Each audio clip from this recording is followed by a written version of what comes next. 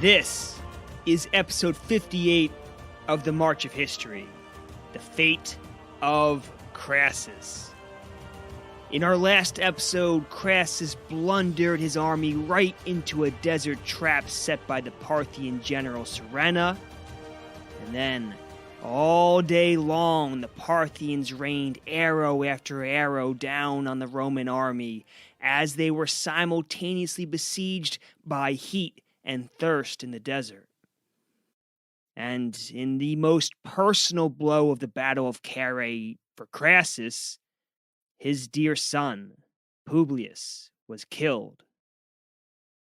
Finally, we left off with night coming and both sides separating after the first day of the battle has ended, and that is where we pick up our episode today in episode 58, the Fate of Crassus.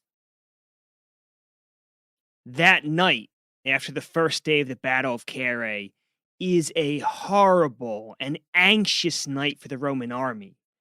No one bothers to bury the dead or to take care of the wounded. Instead, everyone is too busy worrying about his own fate. And honestly, there don't really seem to be any good options left to them. Fighting the next day clearly isn't an option. Earlier that day, they had blundered into the Parthian army at full strength and had been massacred. So this idea that after the massacre, they're going to wake up the next morning and fight a rousing battle and defeat the Parthians, highly unlikely. At the same time, fleeing at night into the desert doesn't seem like much of a better option. And then there's the agonizing question of what to do with all the wounded. Ideally, you would take them with you. No army wants to just abandon its wounded on the battlefield. But realistically, if you take them with you, they will slow the army's march down. And that's important when you're fleeing in the face of the enemy, who's entirely made up of cavalry. But here's the thing. If you march and let the wounded fall behind and ignore their cries for help, then they will act as a sort of unintentional guide for the Parthians to find the Roman army. Meaning that all the Parthians will have to do is to follow the trail of screaming, dying Romans to find where the Roman army went. So this very difficult moral debate is raging in the Roman camp that night, and eventually they decide that they all want to hear what Crassus has to say. After all, despite all of his blunders, Crassus is their proconsul, he is their general, he's their leader. Let's hear what he has to say. But remember, Crassus has just lost his son.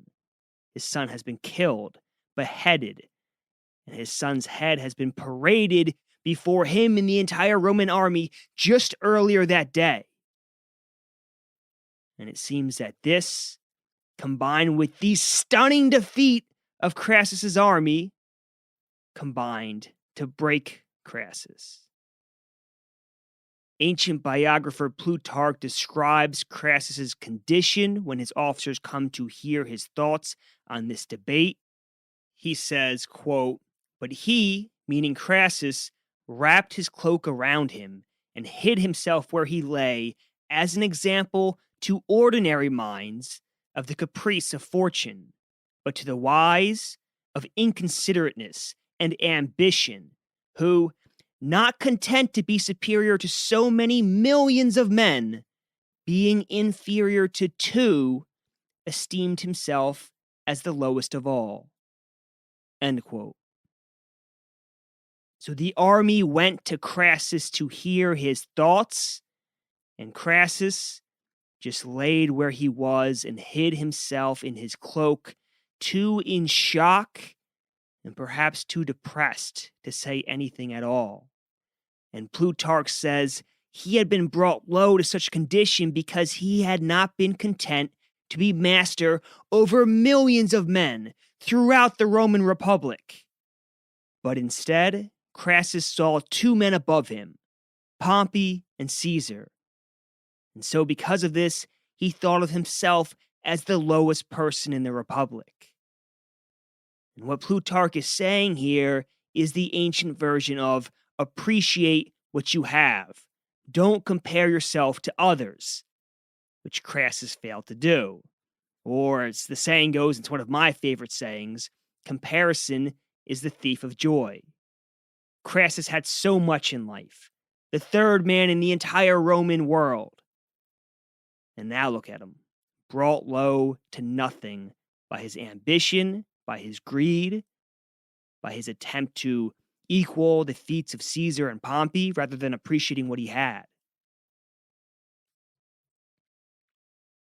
Cassius and some of the other lieutenants try to comfort Crassus and get him moving again, but Crassus is in his own world and pays no attention to them. So the army, or at least the officers, end up holding their own meeting without Crassus, without their general. And at this meeting, it is agreed upon that flight is really their only option. So as silently as they can, the army leaves in the middle of the night.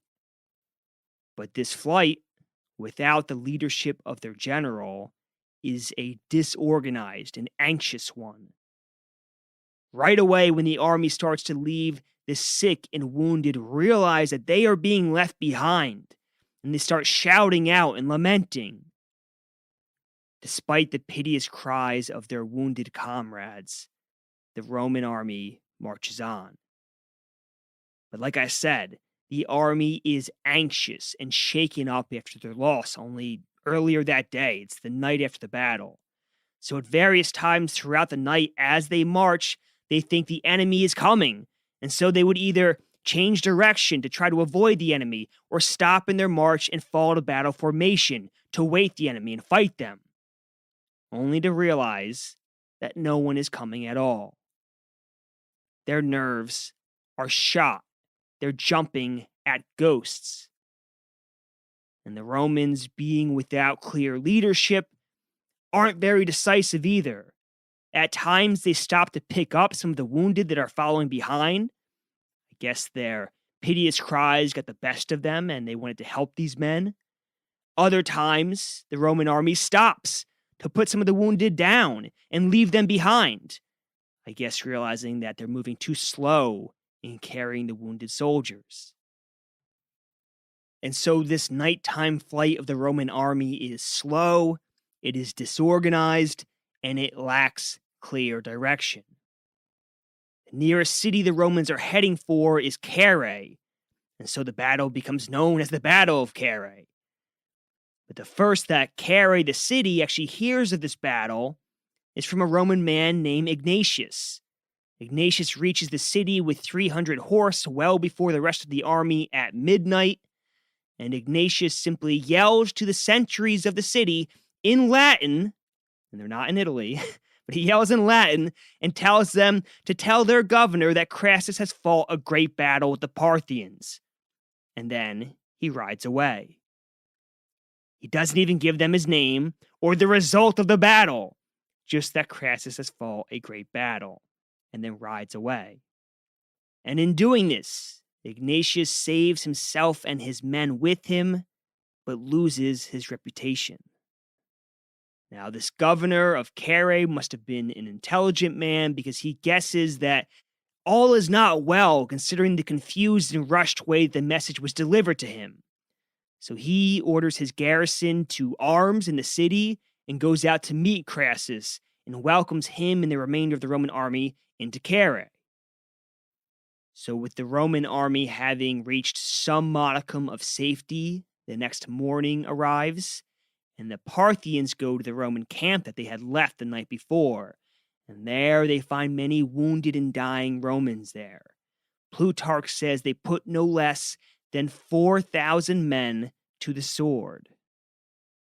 Other wounded stragglers that had fallen behind the army on the march are hunted down and killed by the Parthian light cavalry.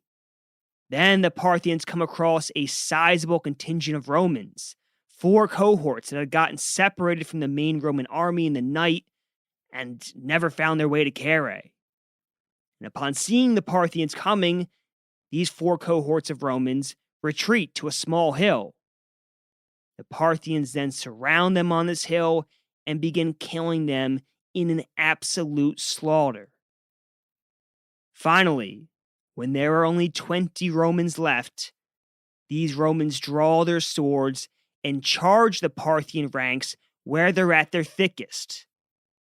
And the Parthians so admire the courage of these men to do this that they actually open their ranks and let the 20 Romans charge through their lines and get safely to Carrhae. This is a rare example of respect and honor to an enemy in ancient warfare. All too often, ancient warfare is nothing but brutality and treachery.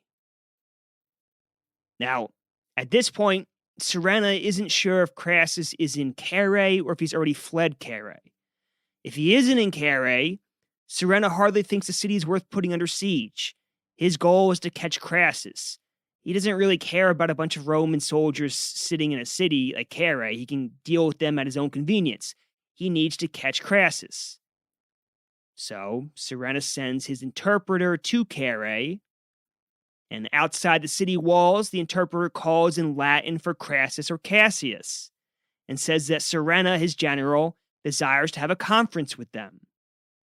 Crassus hears this and is thrilled. Now, soon after this, a band of Arabians arrives outside of Carrhae, and these Arabians, as Plutarch calls them, had been to the Roman camp many times in the past, and so they know Cassius and Crassus by sight, and they spot Cassius on the city walls, and they call to him, telling him that Surena desires peace and would give them safe passage. The catch is that the Romans have to withdraw completely from Mesopotamia. Now, Cassius loves this idea. The Romans really, at this point, they're just looking to get out of Mesopotamia with their lives. They have no grand ambitions anymore of conquering any territory. They're just hoping to survive. So Cassius asks the Arabians to go back to Surena and set up a time and place for a meeting. So the Arabians leave and go to Surena and deliver this message. But it turns out that this whole offer of peace and safe passage was nothing more than a trick. Surena just wanted to make sure that Crassus and Cassius were actually in Carrhae before he bothers putting the city under siege. Now that he knows that they are there, the next day he marches his army to Carrhae. And when Surena arrives at Carrhae, he is insulting and haughty to the Romans. He demands that they hand over Crassus and Cassius bound if they expect any mercy from him. So the Romans at this point realize that they've been duped yet again. So they plan to wait until night and then flee Carrhae under the cover of darkness. And ideally, a plan like this to flee under the cover of darkness would be a plan you'd want to keep as secret as possible. But Crassus tells the plan to a man named Andromachus. And Andromachus is a man who Plutarch describes as the most faithless of men. And not only does Crassus confide in this most faithless of men, Andromachus, he also chooses Andromachus to be a guide for the army. And here we have yet another reason why Crassus is a poor general and a poor leader. He doesn't seem to have any ability to accurately judge characters of people. And that gets him into trouble again and again. Andromachus is in active communication with the Parthians. And so he tells the Parthians that the Romans are leaving that night. The Parthians get this message, but they don't want to fight at night. It's dangerous to fight at night in the ancient world. So for the time being, they let the Romans slip out and go, figuring that the Romans are on foot, they are on horseback, they can easily catch up with them in the morning. So Andromachus then leads the Romans out of Carrhae at night, but he leads them on a ridiculous roundabout route through swamps and difficult ground full of ditches. And he does this so the Romans won't outrun the Parthians before day comes. He wants to make sure that the Romans are still within catching distance of the Parthian army. And again, like with the Arab guide Ariamnes that had led the Roman army into the desert and into the Battle of Carrhae to begin with, some of the Romans are not so gullible as Crassus and start to get the idea that their guide is up to no good. And again, Cassius is one of these Romans. So Cassius actually turns back and returns to Carrhae, abandoning Crassus. There he collects 500 horsemen and rides off to Syria. And he duly makes it there safely, so he was an intelligent guy. He knew what he was doing. Now, Cassius wasn't the only one of the Romans doubting Crassus and his guide. So 5,000 other Romans, under the leadership of a man named Octavius, find alternate guides. And these 5,000 men and Octavius split away from Crassus. And at this point, this is most of the army. So Crassus is now the inferior force, and Octavius is leading most of the Roman army away from Crassus. And these new guides leading Octavius and his men are honest guides. And so these guides lead them into the mountains by dawn, where they are safe from the Parthian cavalry. Meanwhile, Crassus and the men following him stick with their man, Andromachus. Crassus has with him 4 cohorts and a small number of cavalry. And it's a little confusing in the sources, but by the time dawn comes, Crassus and his men may have been bogged down in what amounts to wetlands or some other difficult terrain, or at the very least, they were on a flat plain not far from where the mountains begin, which being on a flat plain when cavalry is chasing you is not good. So, like I said, it's difficult to understand what the ancient sources are saying. He's either in wetlands or he's on a plain, or maybe a bit of both. Now, at this point, as dawn comes and Crassus is still caught out in the open, the Parthian army is spotted, and they are approaching Crassus's army. Now, Crassus still isn't so far away from Octavius and his 5,000 men that are on the edge of the mountains. Plutarch says that they're only 1.5 miles away from each other.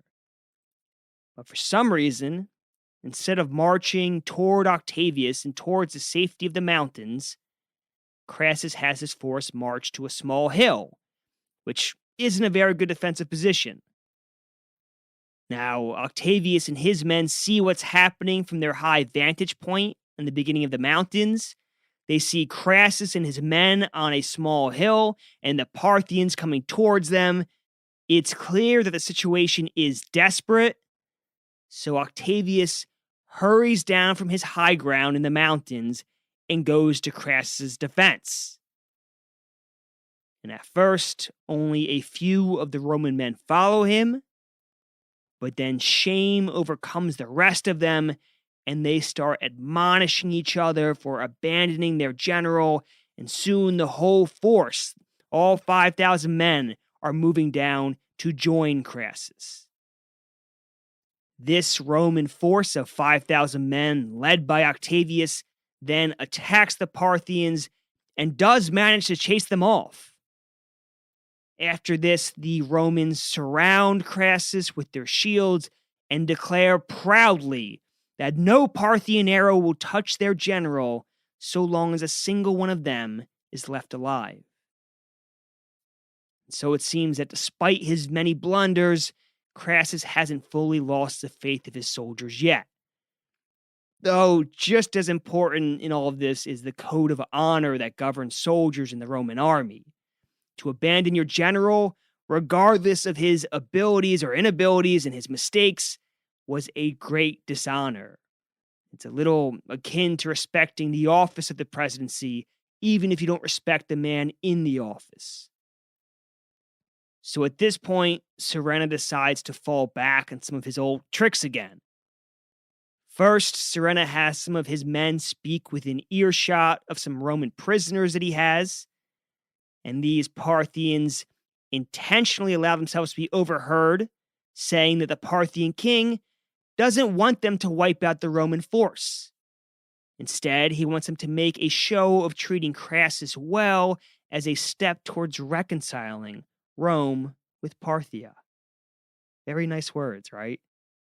Surena then sets these prisoners free to go to their fellow Romans and to tell them this news. And of course, these Roman prisoners genuinely believe that they have overheard the Parthian plans, and so they give this inside intelligence, as they see it, to the Roman army and to Crassus.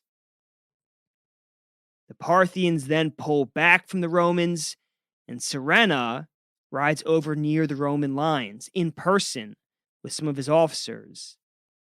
There, Surena, in a sort of universal language, unstrings his bow in sight of the Romans and holds out his hands. Essentially, he is showing that he comes in peace and wants to negotiate on a peace. Surena then tells the Romans, presumably through a translator, that he wants to make a truce. And upon hearing this, the Roman army becomes joyful and eager to accept this truce. This truce, the terms of which they haven't even heard yet. But by this time, it's Crassus that doesn't trust what he's hearing. It seems that Crassus has finally learned some lessons about trusting people too easily. And so Crassus says to his army that he sees no reason for the sudden change in the Parthians. In other words, none of this makes any sense. The Parthians, who just the day before were killing the Romans by the dozens, by the hundreds, by the thousands, who hunted them all through the night, that chased them from Carrhae, that tried to attack them that morning, suddenly want peace? According to who? According to some prisoners and according to their tricky general Surena? None of it makes any sense. But at Crassus saying this, the Roman soldiers get angry. They tell Crassus that it is unreasonable for him to expect them to fight the Parthians in armed combat, when meanwhile he is too afraid to face the Parthians when both sides are unarmed and talking of peace. Now, clearly, discipline has broken down in the army. It's very hard to imagine Caesar's army ever speaking to him that way. But Crassus's army has been through a lot, and he no longer has the prestige and the respect that is usually due to him as proconsul in general. So the two sides, Crassus, the commander, and the Roman army, go back and forth like this for a while, arguing. And Crassus tries with all of his might to convince them that if they will just wait until nighttime, they can slip into the mountains and easily escape the Parthians to safety. But to the Roman soldiers, this just looks like Crassus is too afraid to meet with the Parthians, while at the same time he's expecting them to fight the Parthians in hand-to-hand combat. It seems cowardly to them. And eventually the Roman soldiers lose patience with all this, and they start banging their shields in a threatening manner. Plutarch even says they mutinied. And with this, Crassus sees no choice but to go to the parley with the Parthians, even though he believes that this will mean his death. So Crassus dismisses his lictors, and presumably he does this that they won't have to suffer the same fate as him. He's expecting to go to his death and doesn't want to bring them with him. But Octavius, his officer, and another officer follow Crassus and join him, loyal to the end, or else expecting that the Parthians are negotiating in good faith. Surena then approaches on horseback, and seeing Crassus on foot there, says, quote, "How is this then? A Roman commander is on foot, whilst I and my train are mounted." End quote. Crassus replies to Surena and says that no error has been committed by either side, since both sides have met according to the customs of their own country. And in reply to this, Surena says that the Parthian king himself is a league away, waiting with a treaty for Crassus to sign. So really, since the Parthian king is a whole league away, Crassus needs to be on horseback to get there. So Crassus calls for a horse from the Roman lines. But Surena says that there's no need for this, and brings out his own horse for Crassus with a golden bit. So this is a luxurious horse. Now, this is where things get a bit saucy. Some of the Parthian grooms then forcibly put Crassus into the saddle of the horse and start striking the horse's side to make it run. All of this, as you would imagine, is very discourteous, to say the least, and certainly beneath the dignitas of a Roman proconsul. So Octavius, one of Crassus's officers, runs forward and grabs the bridle of the horse to bring it to a stop. Some of the other Romans join him and try to stop the horse with Crassus on it. At the same time, the grooms are still striking the sides of the horse to make it run.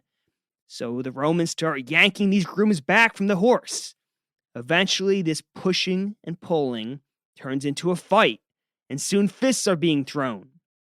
Octavius then draws his sword and kills one of the grooms.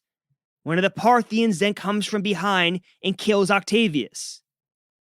And in this confusing fight, Crassus, proconsul of Syria, and one of the members of the first triumvirate, one of the most powerful men in Rome, is killed. And we don't even know exactly who kills Crassus or even what side the person was on. Plutarch mentions a Parthian man by name as being the one who killed Crassus, but then also says that this is just conjecture.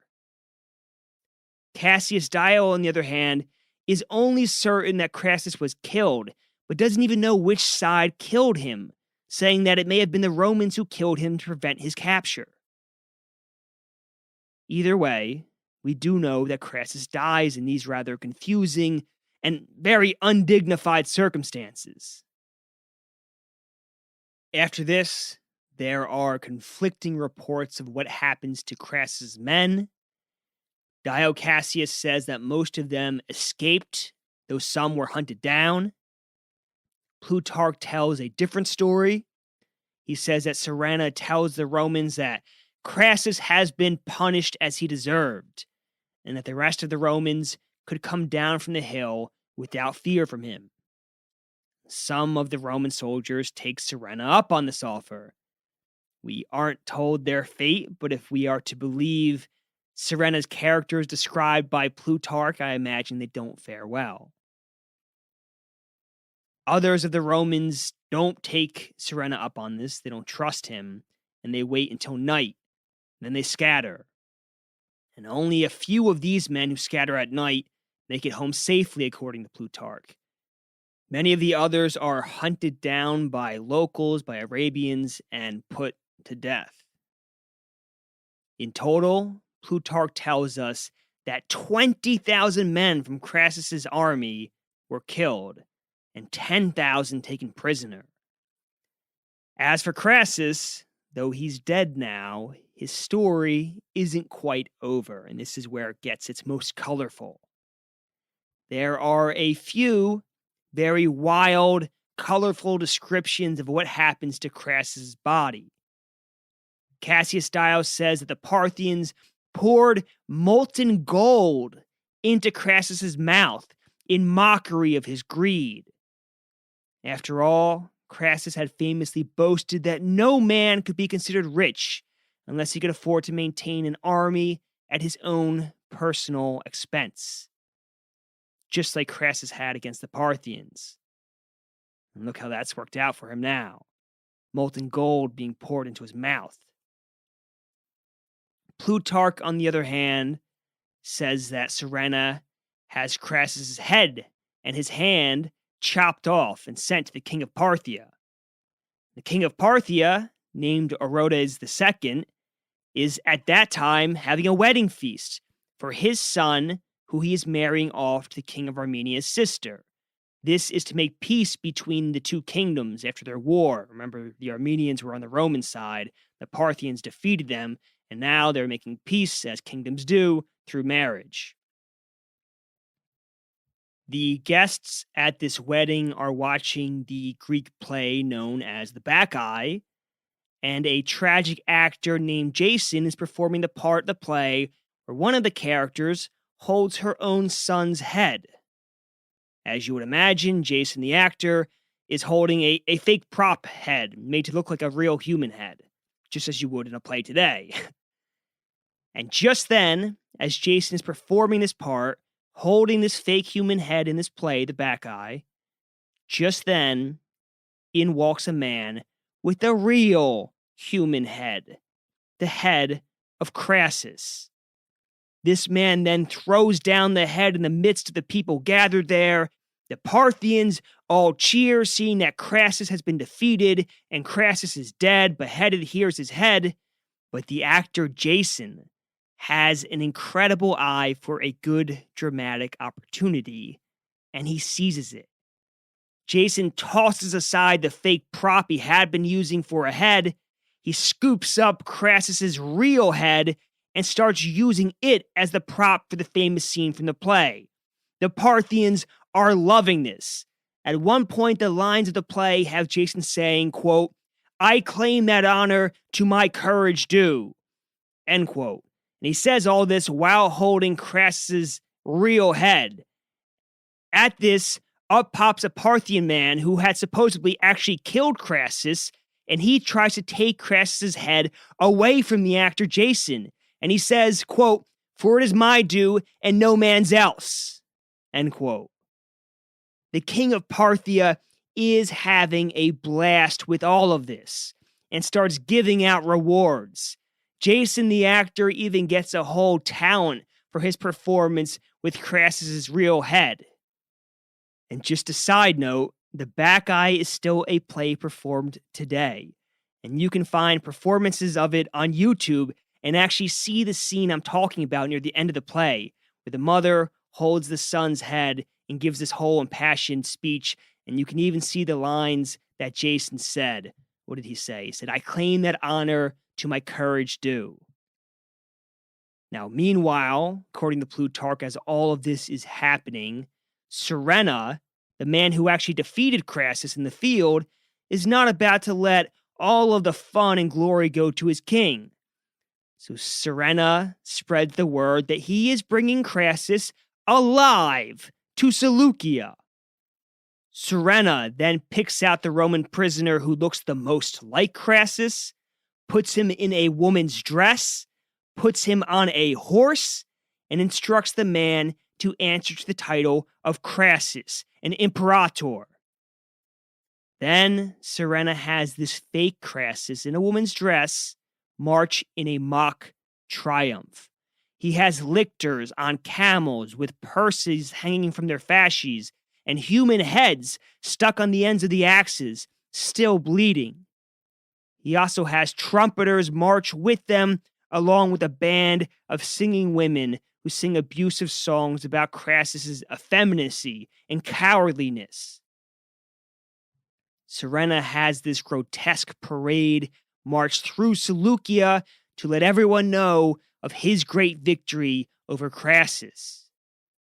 As always, the ancient world has a way of rubbing their enemies' noses in defeats like no one else can.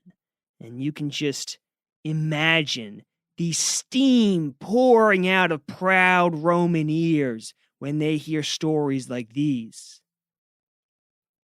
But things won't be happily ever after for the king of Parthia and for Surena. Not long after this, the king becomes jealous of the glory Surena has obtained by defeating Crassus, and so has him put to death.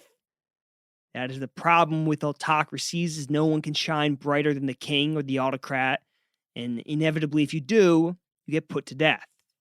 It does not exactly encourage people to strive for great things. Later, according to Plutarch, the king of Parthia's own son tries to kill him with poison, but when the poison fails to do the job, the son then resorts to strangling his father, the king, to death. Though it should be mentioned that Cassius Dio gives a different story, saying that King Orodes II dies of old age and grief after a different son of his, not the one who strangled him, dies. Now, as for Cassius and his followers, that is a much more hopeful story. We already said that Cassius led a group of 500 cavalry back safely to Syria. Now, depending on your view, this could be seen as intelligent and courageous to break away from the pack mentality of the Roman army and to save these men, or it could be viewed as cowardly to have abandoned his commander. It all depends on your viewpoint. Either way, once in Syria, young Cassius takes over the governorship of the province as proquaestor and then fights off the Parthian invasion that follows Carrhae, thus saving the Roman East from being swallowed up by the Parthian Empire. So that wraps up what actually happened at Carrhae. But what does all of this mean for our protagonist, Julius Caesar?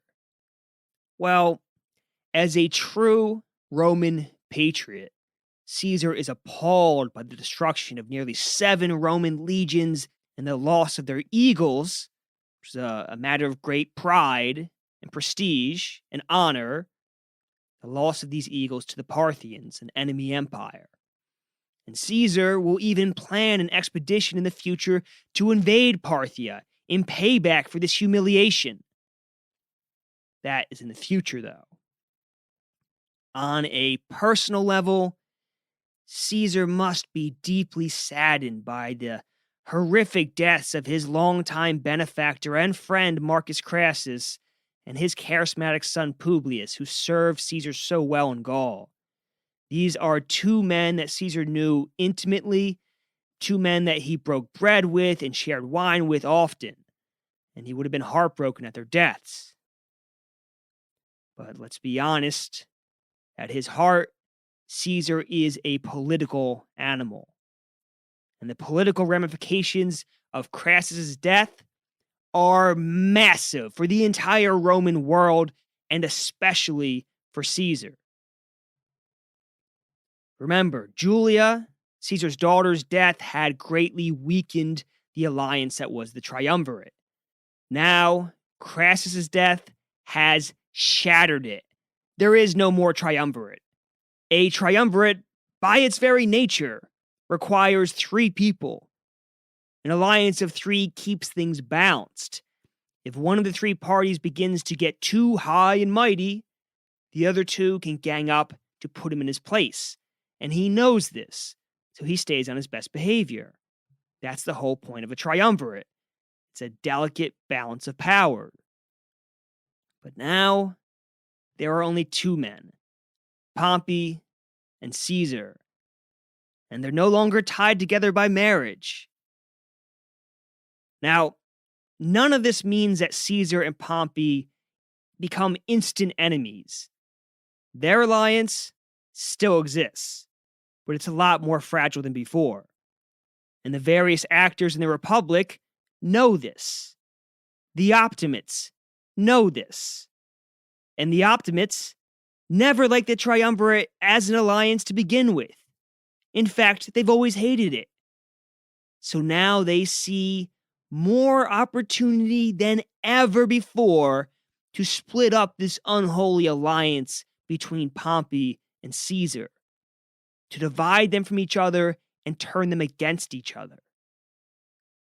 Of course, to do this, they'll need to bring one of the 2 men over to their side. And of course, they despise Caesar with all of their being. So siding with Caesar is just unthinkable. At this point, they're almost a party defined by their opposition to Caesar. Not entirely, but almost. But Pompey? He's a man who often changes political alliances. That's why Caesar had locked him in with a marriage contract, had locked him in with marriage to his daughter, to make sure that he couldn't flip alliances. And Pompey has always craved the respect and admiration of Cato and the Optimates. And Pompey seems a much easier man to manipulate than Caesar, not to mention much less dangerous than Caesar. And Pompey just recently became single. And to the political class in Rome, that makes him a fine target to try to rope into a marriage alliance. So now the elbowing and horse jockeying begins again in Rome with new life. For years, the Republic has been in a stranglehold by Pompey, Caesar, and Crassus. But not anymore. The Optimates will scramble to separate Caesar and Pompey, even as Caesar desperately tries to keep the alliance alive. And that is where we will end our episode today. In our next episode, we head back to Rome to catch up on what's been happening there in Caesar and now Crassus's permanent absence. Before you go, let me just remind you that if you enjoyed this episode, you can leave a $1 tip to help support the show. As a thank you for the episode, we have a PayPal, and you can find the link to that PayPal in the description of this episode where the summary is. Remember, we live in a world, at least in the United States, where we tip waiters and cab drivers, bellhops, ice cream shop workers, all of which I'm in favor of. So why not tip your hardworking podcast host who digs through these ancient history tomes to bring these historical tales to life for you? Also, thank you to all those who have already contributed to our PayPal. Your support means the world and allows this podcast to continue. And thank you to all of our patrons on Patreon.